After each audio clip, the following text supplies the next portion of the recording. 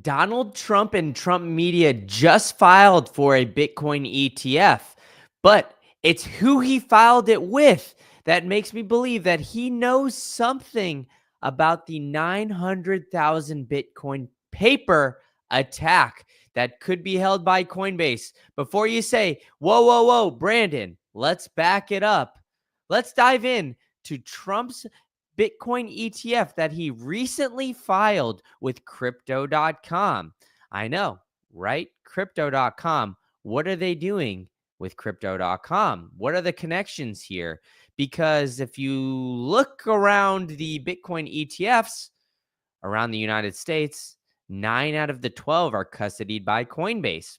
One is custodied by Gemini, and the rest are self-custody. So it's interesting that Trump media has chosen to go with crypto.com because although it is similar and it mirrors a Trump licensing deal in which other companies roll out products using the Trump brand, it's interesting that Trump allowed crypto.com to do this because crypto.com is not a leader in the Bitcoin space.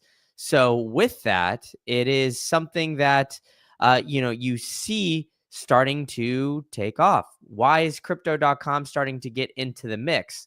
Well, let's dive into crypto.com's relationship with Donald Trump before, because we all know he has that relationship with Brian Armstrong. We know he has that relationship with Larry Fink. We know he has a relationship with the Winklevoss twins of Gemini, and I'll get into all of that here in a minute, but let's dive in to the relationship with crypto.com. So crypto.com famously had a major lawsuit against the SEC. And so they've all met with Donnie T, the man, the myth, the legend, in October after receiving a Wells notice, but dropped it after they met with Donald Trump within the same day. So stuff happened very quickly there. And Donald Trump was giving the crypto.com CEO, Chris Marszalek, some confidence basically going forward, right? So we see Chris here meeting with Donnie T at his own home there in October, and crypto.com has been thus fairly secure after meeting with Donald Trump. They rescinded that lawsuit, and they've continued to keep chucking forward. They've got the crypto.com arena in Los Angeles with the Lakers and everything else. But I think it's interesting that Donald Trump did not choose Coinbase because he's got a close connection with Coinbase. So if you have a custodian, a trusted custodian, allegedly, which 9 out of the 12 Bitcoin ETFs hold their ETFs with, and Donald Trump has a very close connection with Brian Armstrong. In fact, Brian Armstrong has come out and said that he believes that Donald Trump will make the Bitcoin ETF something to be done. Coinbase CEO Brian He even Armstrong. came Brian, you're in a and busy guy. said Thanks this. for giving us a few minutes. We appreciate it. Of course.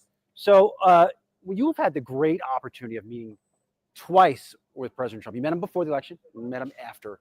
How serious is he about a strategic Bitcoin reserve? Well, I didn't talk to him about that specifically, but I think he is excited about it. I mean, he really wants to be the first Bitcoin president. Cynthia Lummis in the Senate is actually, I think, the one driving this legislation around a strategic Bitcoin reserve. And I think it's a good idea.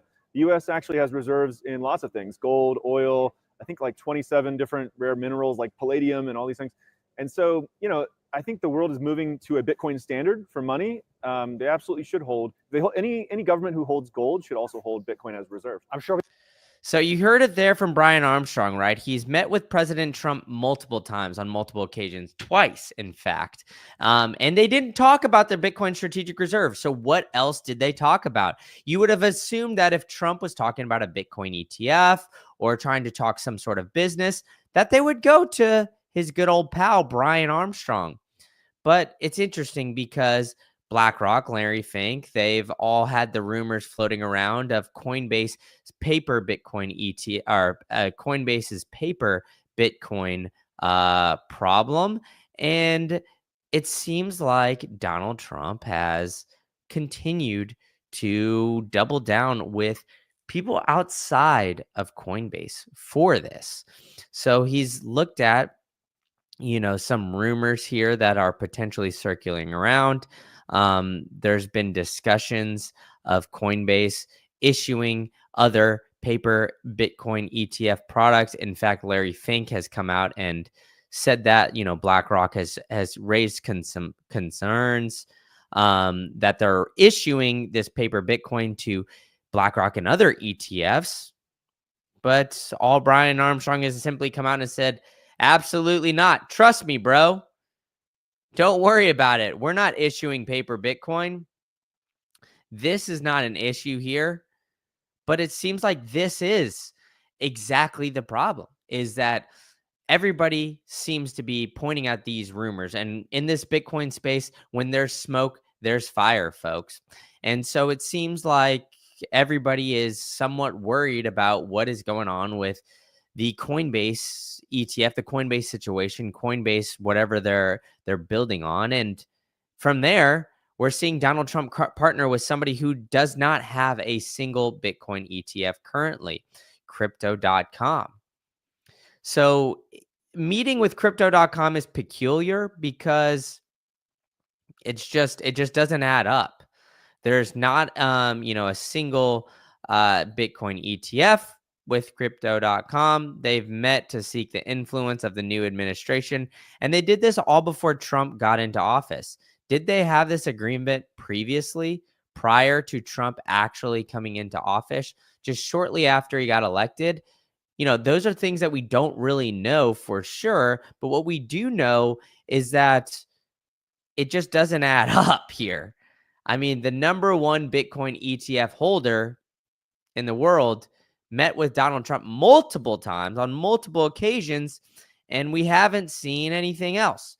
In fact, we've even got the Winklevoss twins who have donated $1 million apiece to the Trump campaign and they're obviously the founders and owners of Gemini. So the Winklevoss twins both donating millions of dollars to the Trump campaign because Biden has, quote, openly declared war against crypto. And these guys have met with Trump on multiple occasions. They pledged to vote for former president in November, claiming Joe Biden. Trump is a pro-Bitcoin, pro-crypto, pro-business. And he's been very open and positive about President Trump on everything that comes here, right? So there is, as Ryan is coming here, do we have proof of paper Bitcoin? Or are we speculating? Well, there is no concrete evidence, but there's not any concrete evidence when it comes to their ETFs and ETFs holdings. A lot of the ETFs have come out and disclosed their wallets. Some of the bigger ones like ARK and all of these others have simply come out and said, hey, this is something that we want to be fully transparent about. It's not required necessarily, because these ETFs get audited, but do you trust the SEC to forensically audit every single one of these ETFs? I mean, for a certain period of time, we did not have anything really resembling a Bitcoin or anything really resembling any sort of structure around Bitcoin or what it is with any other cryptocurrency, right? So for a long time, Gary Gensler couldn't really tell the difference. Now we need the ETFs to be forensically audited by the SEC. I find it harder to believe that they have that capability to really do that, right? But on the flip side of things, we do have the Winklevoss twins custodying just one of these Bitcoin ETFs. I think it's a big issue that we have 9 out of the 12 custodied by Coinbase. And I've been saying this for a long time. If you've been coming to the channel for a while, you know that I've been banging the drum. This is a bad centralization problem. It's not just about Coinbase. It's about 9 out of the 12 being in one single custodian. It's set up to be potentially the greatest hack of all time or the greatest rug pull of all time, the greatest ruse of all time. You don't want to have one single point of failure in Bitcoin, right? That's why you want to hold it in self-custody, potentially deal with multi-sig. And that's why I've partnered with my good friends over at Bitcoin Well, because they force you to go to self-custody. So if you go to bitcoinwell.com/green candle, the psychopaths over there, if you enter in your email right here, you could join, and every single time you buy Bitcoin, they will give you wishing well tokens so you can potentially win some more Bitcoin, up to 1,000,000 sats, in fact. And if you're looking to make a giant purchase, 50K or more, go to this OTC desk here.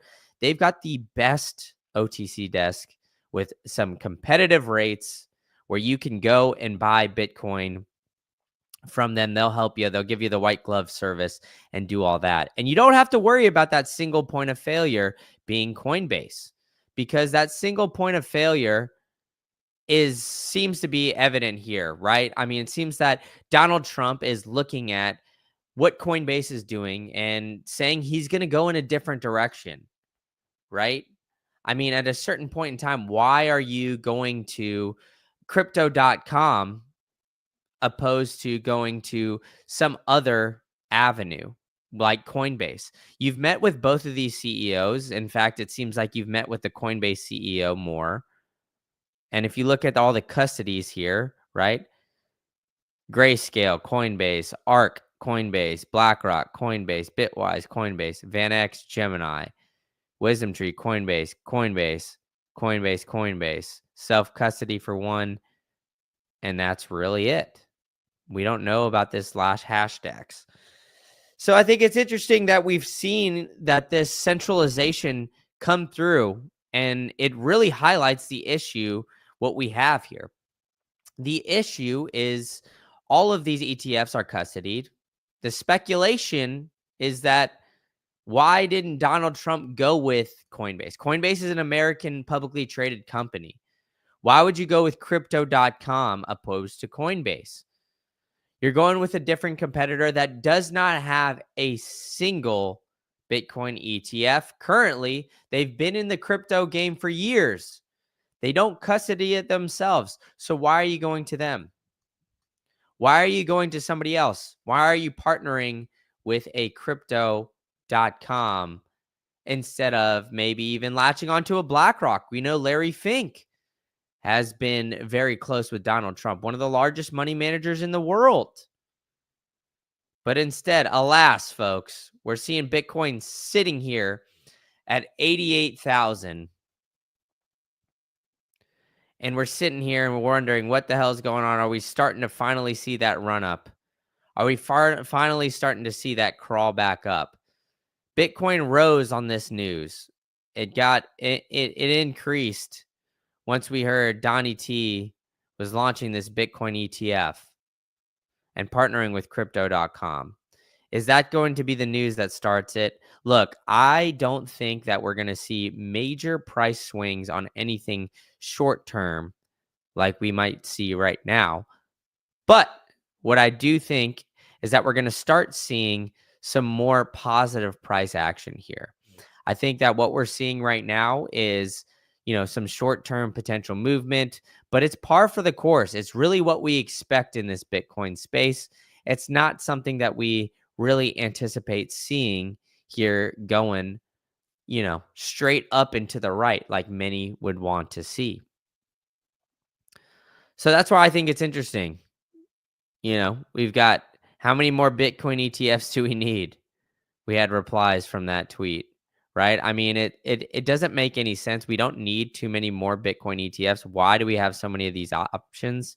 For one, Donald Trump obviously sees that these ETFs are the most successful launched ETFs ever, right? So all of these guys see, these rich guys aren't dumb, folks. I mean, I know you guys want to say, oh, everybody likes to call Donald Trump an idiot or all these rich guys an idiot. They aren't dumb. They are very smart. When they see an opportunity, they strike. This opportunity that they've seen is these Bitcoin ETFs being the fastest and quickest growing ETFs ever to be launched. So these ETFs being launched that quickly, raising up to as much as they have right now. I mean, these ETFs now obtain over 1 million Bitcoin. So seeing all of that, Donald Trump is saying, hey, he wants to get on board. He wants to have his own ETF, and he wants to continue the run as a, quote, Bitcoin president. So with that, folks, go check out the channel. I've gotten some banging podcasts, one with Frank Holmes, one with Punter Jeff here within this past week. So go look at the channel. Go watch, one of these newer podcasts. Smash the subscribe button. Smoke the like Cheech and Chong. And potentially I'll be back for another one later today. So thanks for coming.